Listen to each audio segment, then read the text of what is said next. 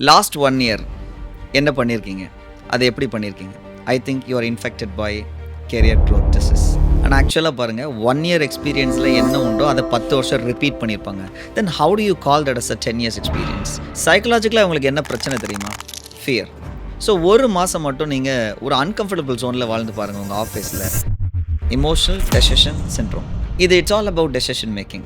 Stress, pressure, confusion, இந்த emotion எல்லாத்துக்கும் வரதான் செய்யும். இமோஷனலில் டெசிஷன் எடுத்தது தான் இங்கே பிரச்சனை. இந்த டிசீஸோட சிம்டம் உங்களுக்கு இருக்கிற மாதிரி ஃபீல் ஆகுதா?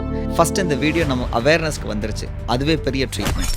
ஸோ இது ஒன்று தான் பிரச்சனையா? இந்த 4 ஸ்டேஜ் தான் பிரச்சனையா? இல்லை இந்த டிசீஸ் தான் பிரச்சனையா?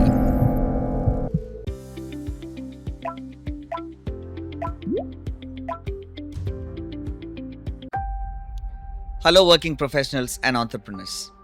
உங்கள் கெரியரை டேமேஜ் பண்ணுற மாதிரி, உங்கள் கெரியரை அஃபெக்ட் பண்ணுற மாதிரி, கிட்டத்தட்ட ஒரு கெரியரை காலி பண்ணுற மாதிரி ஒரு டிசீஸ் இருக்குது. அந்த டிசீஸ் பற்றி தான் இன்றைக்கி பேச போகிறோம். இது ஒரு மெடிக்கல் டிசீஸ் இல்லை, கெரியர் டிசீஸ். இதுக்கு நான் வச்சுருக்கிற பேர் CGD, that is career growth disease.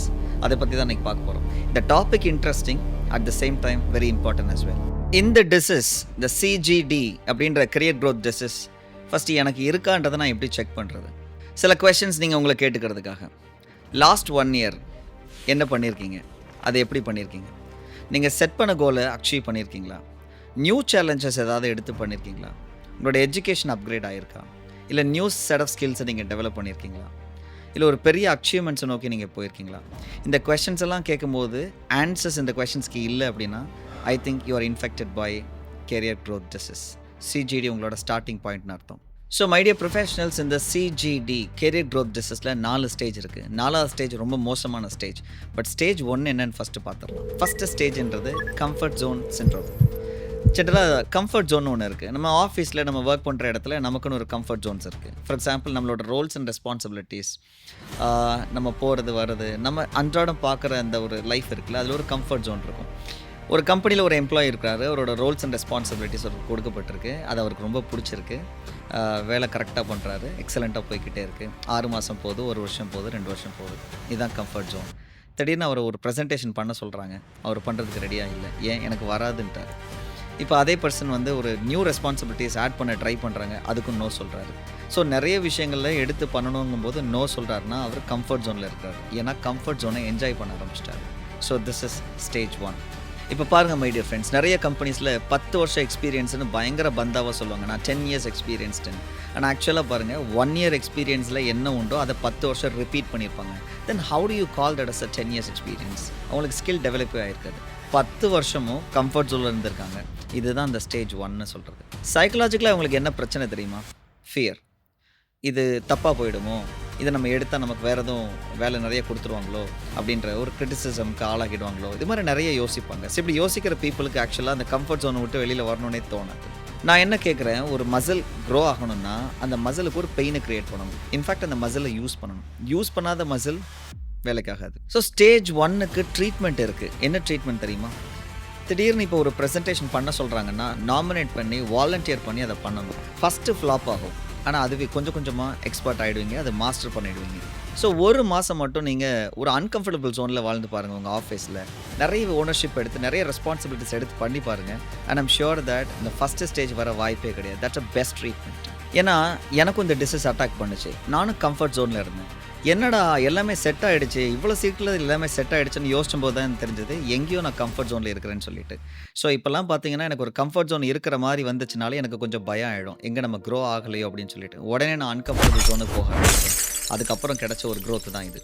Friends, நான் இந்த ட்ரீட்மெண்ட்டை என் ட்ரைனிங்லேயே அப்ளை பண்ணுவேன். இது வரைக்கும் ஒரு 3 to 4 lakh ப்ரொஃபஷனல்ஸை நான் ட்ரெயின் பண்ணியிருக்கேன் நிறைய இண்டஸ்ட்ரீஸில். நான் ஃபஸ்ட்டு பண்ணுற ஒரு விஷயமே, என் ட்ரைனிங்கில் ஆடியன்ஸை நான் பார்க்கும்போது சில பேர் ரொம்ப கம்ஃபர்ட்டாக உட்காந்துருப்பாங்க. அவங்கள ஃபஸ்ட்டு நான் பேச வச்சுருவேன். அதுவே கம்ஃபர்டபுள் ஜோன்லேருந்து அவங்கள அன்கம்ஃபர்டபுள் ஜோனாக மாற்றிடுவேன் நான். ஃபைனல் ஃபீட்பேக்கோட அவுட்புட் பயங்கரமாக இருக்கும். அவங்க சொல்லுவாங்க, எனக்கு 4 பேர் நின்று பேசுகிறதே பயம் சார், ஆனால் இன்றைக்கி நான் 50 பேருக்கு முன்னாடி நின்று பேசியிருக்கேன்னு சொல்லும்போது அவங்களும் இன்ஸ்பயர்ட், அவங்கள பார்த்தா நானும் inspired. That is where you need to come out of your comfort zone to the uncomfortable zone. My dear friends, சிஜிடியில் கெரியர் க்ரோத் டிசீஸில் செகண்ட் இம்பார்ட்டன்ட் ஸ்டேஜ் இருக்குது. அந்த ஸ்டேஜ் என்னன்னு தெரியுமா? ஒரு நோட்டிஃபிகேஷன். இன்ஃபேக்ட் இதுதான், இதுக்கு பேர் வந்து career distraction disorder. My dear friends, பாருங்கள், ஒரு ஒர்க் பண்ண ஆரம்பிச்சிருப்போம். அந்த ஒர்க்கை நம்ம எடுத்து பண்ணுறதுக்குள்ளேயே டக்குன்னு ஒரு ஃபோன் வரும். அந்த ஃபோன் அப்படியே நம்ம திங்கிங்கை ரொம்ப டிஃப்ரெண்ட் ஆக்கிடும். திருப்பி நம்மளே ஒரு ஃபோன் பண்ணுவோம். இல்லை ஒரு இன்ஸ்டாகிராம் டக்குன்னு உள்ளே போவோம். ஒரு 2 ரீல்ஸ் பார்க்கலான்னு போவோம். ஆனால் நிறைய ரூல்ஸ் போய்கிட்டே இருக்கும். ஸோ மை டியர் ஃப்ரெண்ட்ஸ், டிஸ்ட்ராக்ஷன்னு பார்த்தா நிறைய இருக்குது. ஸோ உங்களோட distractions are different, my distractions are very different. But எல்லாத்துக்கும் டிஸ்ட்ராக்ஷன்ஸ் இருக்குன்றது அதில் உண்மை. The distractions could be Facebook, Instagram, reels பார்க்குறது, இல்லை phone calls or notifications and many more. இந்த மாதிரி நிறைய டிஸ்ட்ராக்ஷன்ஸ் ஒருத்தருக்கு வருது அப்படின்னா ஹீஸ் இன் ஸ்டேஜ் 2ன்னு அர்த்தம். ஸோ என்னோட ட்ரைனிங்கில் நான் நிறைய பேர்கிட்ட கேட்பேன், நாளைக்கு ஒரு நாள் லீவ் இருந்ததுன்னா what you will you do அப்படின்னு. அவங்க எல்லாம் சொல்லுவாங்க, எனக்கு நிறைய பெண்டிங் ஒர்க்ஸ் இருக்குது, அதை நான் பண்ணுவேன் சார் அப்படிமா. இதுவே அவங்களுக்கு நிறைய டிஸ்ட்ராக்ஷன்ஸ் இருக்கிறதுனால இது நடந்திருக்கு. இல்லைன்னா டெஃபினட்டாக கொடுக்கப்பட்ட நாளில் என்ஜாய் பண்ணுவாங்க. இந்த டிசீஸ்னால் பாதிக்கப்பட்ட நிறைய பேரில் நானும் ஒருத்தன். எனக்கும் நிறைய டிஸ்ட்ராக்ஷன்ஸ் இருந்தது. பட் சின்ன சின்ன டிப்ஸ் இருக்குது இதை நம்ம இதில் வெளியில் வரதுக்கு. ஃப்ரெண்ட்ஸ், இந்த ஸ்டேஜை கண்ட்ரோல் பண்ணுறதுக்கு நிறைய மெத்தட்ஸ் இருக்குது. ஒரு மெத்தட் நான் பண்ணதை உங்களுக்கு சொல்கிறேன். ஜென்ரலாக எனக்கு நிறைய நோட்டிஃபிகேஷன்ஸ் வரும். இந்த நோட்டிஃபிகேஷன்ஸ் தான் பிக்கெஸ்ட் டிஸ்ட்ராக்ஷன் நான் கண்டுபிடிச்சேன். ஸோ அதுக்கு பிறகு நான் என்ன சின்னதாக பண்ணேன்னா, அந்த அப்ளிகேஷன்ஸ்க்குள்ளேயே போய் நோட்டிஃபிகேஷன்ஸ் ஆஃப் பண்ணி வச்சுட்டேன். எனக்கு மெசேஜ் வந்திருக்குன்னு தெரியும், ஆனால் எனக்கு அப்பப்போ அந்த நோட்டிஃபிகேஷன் வந்து என்னை டிஸ்டர்ப் பண்ணாது. ஸோ இதுக்குன்னு சாயந்தரம் ஒரு டைம் வச்சுருக்கேன் அதுக்கு எல்லாத்துக்கும் ஆன்சர் பண்ணுறதுக்கு. இந்த டிசிப்ளின் தான் இந்த டிசஸ்லேருந்து என்னை வெளியில் கொண்டு வந்தது. ஸோ ஃப்ரெண்ட்ஸ், இதை ட்ரை பண்ணி பாருங்கள். உங்களுக்கு ஒர்க் அவுட் ஆக நிறைய சான்சஸ் இருக்குது. அப்படி ஒருவேளை நீங்கள் ஆல்ரெடி ட்ரை பண்ணியிருக்கீங்க இல்லை ட்ரை பண்ண போகிறீங்கன்னா எனக்கு காமெண்ட் பண்ணுங்கள். I'll be very happy. Working ப்ரொஃபஷனல்ஸையும் ஆண்டர்பிரினர்ஸையும் அஃபெக்ட் பண்ணக்கூடிய இந்த CGD கெரியர் க்ரோத் டிசீஸில் ஸ்டேஜ் 3 இஸ் வெரி இம்பார்ட்டன்ட். அது பேர் நெகட்டிவ் இன்ஃப்ளூயன்ஸ் இன்ஃபெக்ஷன் சொல்லுவோம். இந்த ஸ்டேஜை பற்றி நான் எக்ஸ்பிளைன் பண்ணும் போதே நிறைய பேர் உங்கள் மைண்டில் வர போகிறாங்க. அது உங்கள் ஒர்க்கிங் ப்ரொஃபஷனல்ஸாக, ஃப்ரெண்ட்ஸாக இருக்கலாம், கலீக்ஸாக இருக்கலாம், இல்லை வேறு யாராக கூட இருக்கலாம். எக்ஸ்பிளைன் பண்ணுறேன். இந்த ஸ்டேஜ் வந்து ரொம்ப சட்டில், சீக்கிரமாக தெரியாது, ஆனால் பயங்கர டேஞ்சரஸ். இது என்னென்னா நெகட்டிவ் பீப்புள். உங்களை சுற்றி இருக்கிற நெகட்டிவ் பீப்புள், ஆஃபீஸ்லேயா இருக்கட்டும் இல்லை வெளியிலையாக இருக்கட்டும். ஒரு எக்ஸாம்பிள், இவங்களோட கான்வர்சேஷன் எப்படி இருக்கும் பாருங்கள்.